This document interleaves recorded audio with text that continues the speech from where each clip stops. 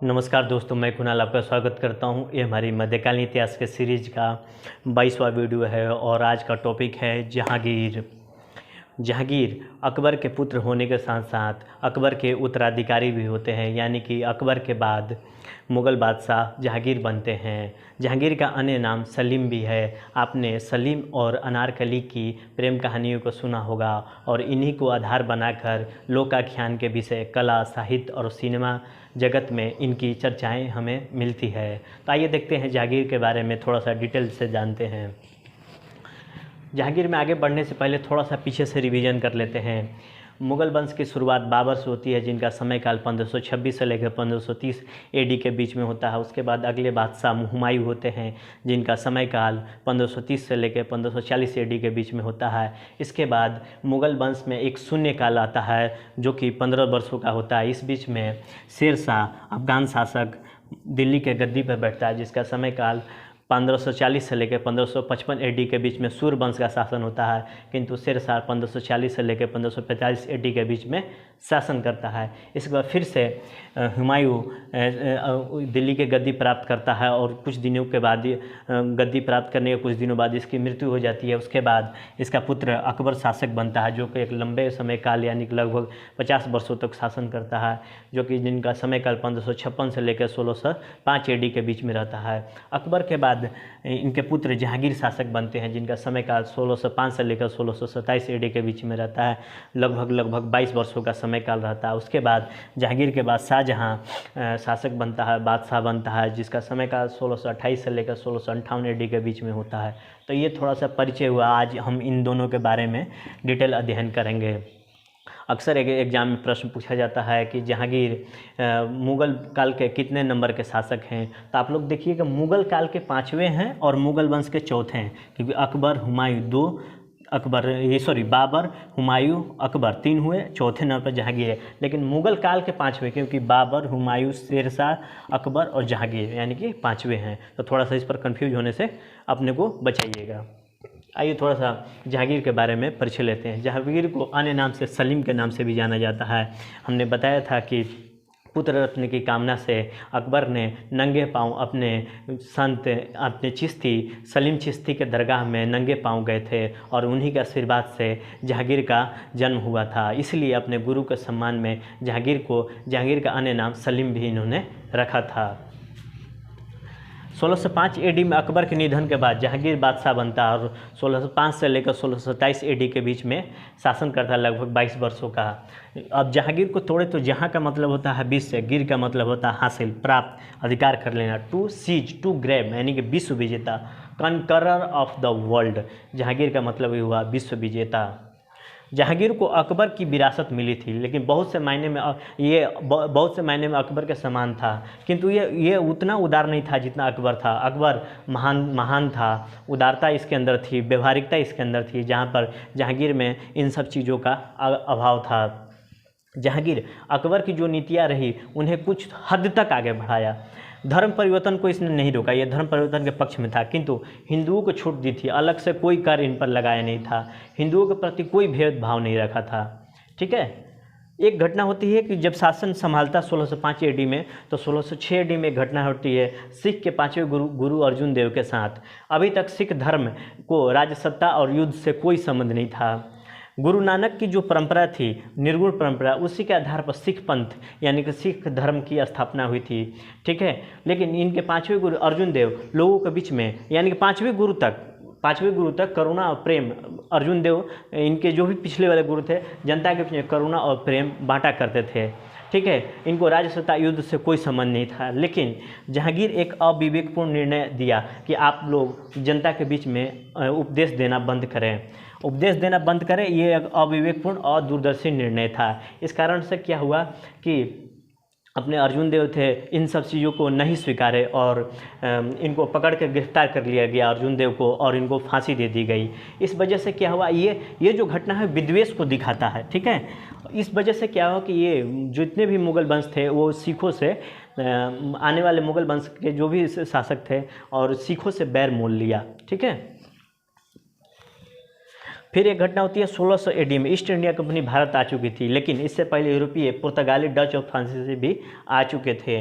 1608 AD में, ये याद रखिएगा, ये एग्जाम में पूछा चुका, ईस्ट इंडिया कंपनी आज इस समय तक भारत में प्रवेश कर चुकी थी और captain William Hawkins east India company के प्रतिनिधि के रूप में भारत आए थे। किसके कंपनी प्रतिनिधि के रूप में? ईस्ट इंडिया कंपनी के, विलियम हॉकिंस। किंतु 1605 एडी में फिर से टॉमस रो आए, लेकिन वो किसके प्रतिनिधि के रूप में? राजा जो वहाँ थे, इंग्लैंड के राजा जेम्स प्रथम के प्रतिनिधि के रूप में आए। और इनके शुरुआती दौर में ये तो मुगल बादशाह जहांगीर ने इनकी मांगे नहीं स्वीकारी, लेकिन बाद में आगे चलकर सूरत में व्यापारिक केंद्र खोलने का आदेश दे दिया। ठीक है, तो ये लोग ध्यान रखिएगा, ये राजा के प्रतिनिधि थे टॉमस रो, और ये जो विलियम हॉकिंस थे ईस्ट इंडिया कंपनी के थे। तो कंपनी जो होती है हॉकिंस कंपनी, हॉकिंस का कुकर आता है, वो कंपनी का होता है। ये जो राजा थे, ये रो मतलब राजा, इसे याद करने का एक ट्रिक थोड़ा सा भी बैठा लीजिएगा। ठीक है, आगे देखते हैं।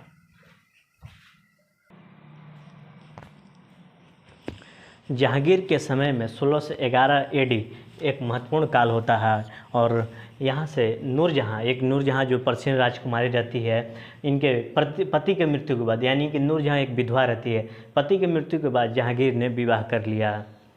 आरोप लगा कि, आगे ध्यान रखिएगा इस चीज़ को, आरोप लगा कि जहांगीर पर आरोप लगा कि नूरजहाँ पर आरोप लगा कि ये शासकीय कार्यों में हस्तक्षेप कर रही है, और ये जो नूरजहाँ है जहांगीर के साथ शिकार, यात्रा और दरबार में साथ साथ जाया करते थे।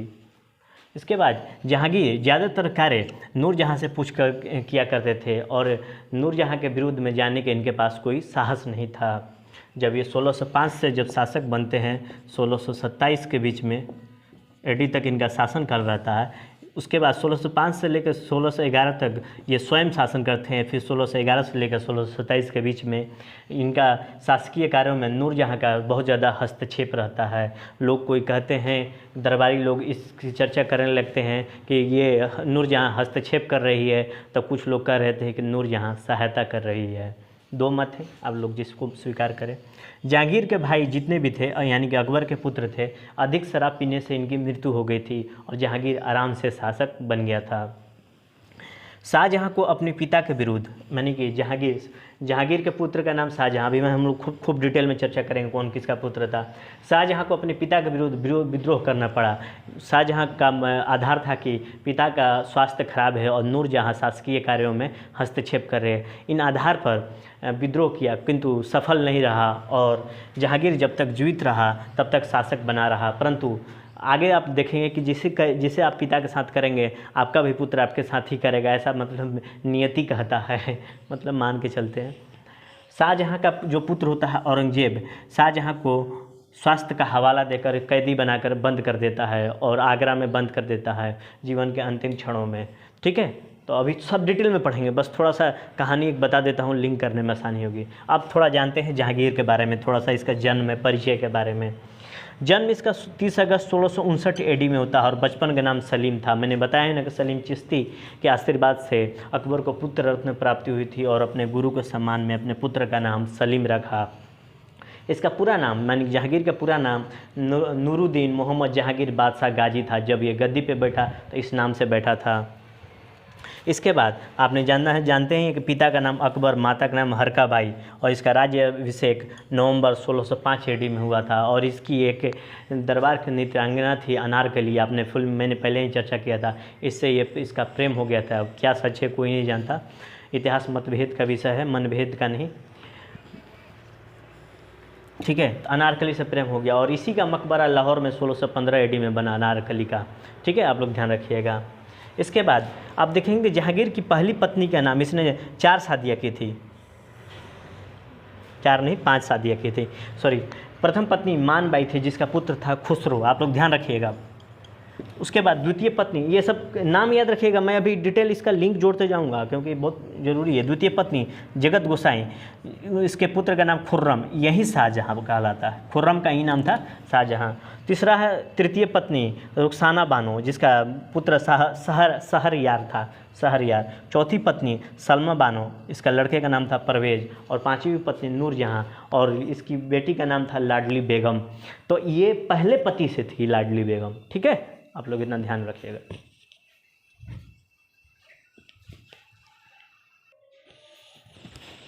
जहांगीर के प्रारंभिक शासन को देखें तो खुसरो का विद्रोह होता है। ठीक है, जहांगीर की पहली पत्नी से खुसरो का जन्म हुआ था, जिसके का इनका विद्रोह हुआ था। और 1606 एडी में जब ये गद्दी पे बैठे थे, मैंने कि 1 साल के बाद ही तो इसको क्या बोलते हैं, नज़रबंद कर लिया गया। फिर लेकिन ये भाग निकला। उसके बाद 5वें गुरु अर्जुन देव की हत्या हो जाती है। मैंने पहले बताया कि जहांगीर ने इनको फांसी पर चढ़ा दिया था। इन पर आरोप लगाया गया था कि आप धर्म प्रचार कर रहे हैं तथा आप खुसरो की मदद किए हैं, इसलिए अर्जुन देव को फांसी दे देगी। फिर भैरवाल के मैदान में जहांगीर वर्सेस खुसरो का युद्ध होता है। फिर उसके बाद 1607 में फिर हमला करता है ये खुसरो, लेकिन इस बार इसको कैद करके अंधा कर दिया गया, दोनों आंखें फोड़ दी गई। और 1621 एडी में कैद में रहते हुए शाहजहां ने खुसरो की हत्या कर दी थी और खुसरो का यही कहानी समाप्त हो गया था। फिर उसके बाद दक्षिण विजय को देखें तो अहमदनगर के वजीर मलिक अंबर ने मुगलों को पराजित किया था। फिर उसके बाद जहांगीर ने खुर्रम के नेतृत्व में सेना भेजी और मलिक अंबर को वहीं पर पराजित किया गया। यहीं से खुर्रम का नाम शाहजहां की उपाधि जहांगीर ने दी। उसके बाद मेवाड़ विजय। मेवाड़ को अकबर ने पूरी तरह से जीत नहीं पाया था। एक बड़ा क्वेश्चन पूछा जाता है कि किसके शासनकाल में मेवाड़ पर पूरा अधिकार कर लिया गया, मुगलों का अधीन आ गया था। तो जहांगीर के शासनकाल में अकबर पूरा जीत नहीं पाया था। महाराणा प्रताप का पुत्र अमर सिंह शासक बना था, राणा अमर सिंह।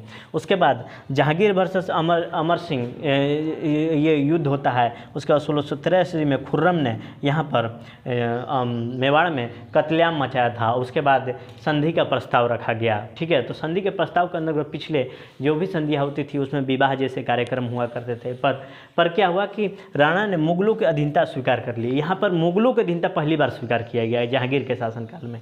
वैवाहिक संबंध नहीं बनाए गए और अमर सिंह के पुत्र करण सिंह को मुगल दरबार में भेज दिया गया। उसके बाद चित्तौड़ पर राणा को अधिकार दे दिया गया कि आप यहाँ पर शासन कीजिए। तो ये थोड़ा सा इम्पोर्टेंट रहा। अभी और देखते हैं इसके दाव पेच को। नूरजहाँ से विवाह 1611 एडी में करता है और 1611 एडी के बाद नूरजहाँ का हस्तक्षेप जहांगीर पर बढ़ जाता है शासकीय कार्यों में तथा अन्य कार्यों में। एक गुट का मैं बता रहा हूँ जो आगे चल के शाहजहाँ तक ये वैलिड रहेगा, थोड़ा सा ध्यान रखिएगा, थोड़ा सा दिमाग में रखिएगा। आगे चल के हालांकि रिवीजन कराऊंगा। नूरजहाँ जिनका वास्तविक नाम मेहरुन्निसा था, आप लोग याद कर लीजिएगा। इनके पहले पति के नाम अली कुली बेगम था, अली कुली बेगम था। ये जो जहांगीर के दरबार में भी रहते थे और इनसे ही एक पुत्री का जन्म हुआ था जिनका नाम था लाडली बेगम। जहांगीर ने शेर अफगान की उपाधि इनको दी थी। ये अफगान साइड में लड़ते लड़ते इनकी डेथ हो गई थी। नूरजहाँ का थी उपाधि के रूप में नूर महल की उपाधि जहांगीर ने दी थी। नूरजहाँ को नूर महल की उपाधि दी थी। एक गुट, इस गुट की ही मैं बार बार चर्चा करता हूँ कि दरबार में कई गुट बन गए थे नूरजहाँ के हस्तक्षेप के कारण। नूरजहाँ के पिता का नाम मिर्जा गयास बेगम था, माता असमत बेगम था और इनके भाई का नाम था आसफ जहाँ। आसफ जहाँ की जो पुत्री थी खुर्रम यानी कि शाहजहाँ से ही शादी कराई थी। तो एक गुट यहाँ से तैयार हो गया। उसके बाद हमने बताया था कि नूरजहाँ के पहले पति से लाडली बेगम का विवाह हुआ था, ये जन्म हुआ था और लाडली बेगम का विवाह शहरयार से करवाया गया था, शहरयार से हुआ। तो अब देखिए यह दो गुट स्पष्ट रूप से दिखने लगा उत्तराधिकार के युद्ध को लेकर, क्योंकि जहांगीर के मृत्यु के बाद उत्तराधिकार को लेकर एक जबरदस्त द्वंद्व छिड़ जाता है। ठीक है, तो हालांकि जहांगीर के काल में खुर्रम यानी कि शाहजहाँ ने 1623 एडी में विद्रोह किया था, किंतु महावत खान ने इस विद्रोह को दबा दिया था। अंततः आगे चलकर 1626 एडी में जहांगीर की मृत्यु हो जाती है। तो थोड़ा ध्यान रखिएगा। ठीक है, उसके बाद कुछ महत्वपूर्ण बिंदु को जानते हैं जहांगीर से संबंधित। जनता को न्याय दिलाने के लिए इसने सोने की जंजीर की स्थापना की थी। किसने की थी? जहांगीर ने। कैप्टन हॉकिंग इसी के दरबार में आया था, जो कि 1608 से 1611 एडी के बीच में। ठीक है ना, ये काट देते हैं, गलती से लिखा गया। ये 400 मनसब की इसको आगे चल के मनसबदारी दी गई तथा इसे इंग्लिश खां की उपाधि दी थी। ये इंपॉर्टेंट है, एग्जाम में पूछा जाता है। उसके बाद सर थॉमस रो 1615 से 19 एडी के जो है पादरी एडवर्ड टोटी भी इसके साथ आया था, टेटी भी इसके साथ आया था, पीछे मैंने चर्चा कर रखा है। और अजमेर के दरबार में इन लोगों की जहांगीर से मुलाकात हुई थी। जहांगीर के संबंध में और कुछ तथ्यात्मक पॉइंट जानते हैं। जहांगीर काल के कला के रूप में बात करें तो चित्रकला, स्थापत्य कला और साहित्य का विकास हुआ है। जहांगीर का काल चित्रकला का स्वर्ण युग कहा जाता है। बड़ा ही इंपॉर्टेंट है, इसको ध्यान रखिएगा, ये क्वेश्चन आता है हर एग्जाम में। ठीक है। तो चित्रकला का स्वर्ण युग किसे कहा जाता है? तो जहांगीर के काल में, इनके दरबार में, इनके काल में पारसी और यूरोपियन चित्रकार भी आए हुए थे तथा इनके चित्रों की बात करें तो, इनके चित्रकारों द्वारा बनाए गए चित्रों की बात करें तो पशु का, मनुष्य का और प्रकृति का चित्रण किया जाता था और इन्होंने ही आदेश दिया था कि चित्रों के नीचे चित्रकार अपना हस्ताक्षर कर सकता है। ठीक है। इनके काल में जो 74 चित्रकार थे तथा इनका खुद का स्वयं का चित्र ब्रिटिश म्यूजियम में आज भी मौजूद है। इनके काल के सबसे मशहूर रहे हैं उस्ताद मंसूर, जिन्हें नादिर उल अस्त्र की उपाधि दी गई थी।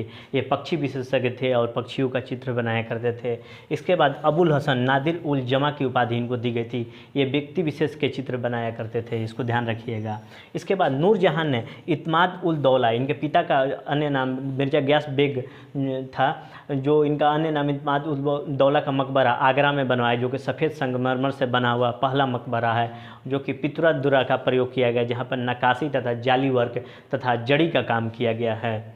इसके बाद जहांगीर का मकबरा शहादरा लाहौर में है, इंपॉर्टेंट मस्ट है, याद कर लीजिए। जैसे बाबर का मकबरा काबुल में है, अभी वर्तमान में भारत से बाहर ये लोग हैं। 1627 AD में बनाया गया था। और इनके ये जो जहांगीर थे उच्च कोटि के लेखक भी थे। जहांगीर, जिन्हें आत्मकथा तुजुके जहांगीरी के नाम से भी जाना जाता है, तथा इन्होंने दो चीज़ें सैन्य सुधार में की थी। 2 अस्पा एवं सिंह अस्पा की प्रथा चलाई, जहाँ पर सवार का मतलब तो घोड़ा रखने वाला, यानी कि सवार से जो 2 गुना घोड़ा रखते थे, 2 अस्पा जो 3 गुना रखते थे, सिंह अस्पा के नाम से जाना जाता था। और जहांगीर के निर्माण कार्यों में देखें तो कश्मीर का शालीमार और लाहौर का मोती मस्जिद जहांगीर के द्वार में के काल में ही बनाया गया था।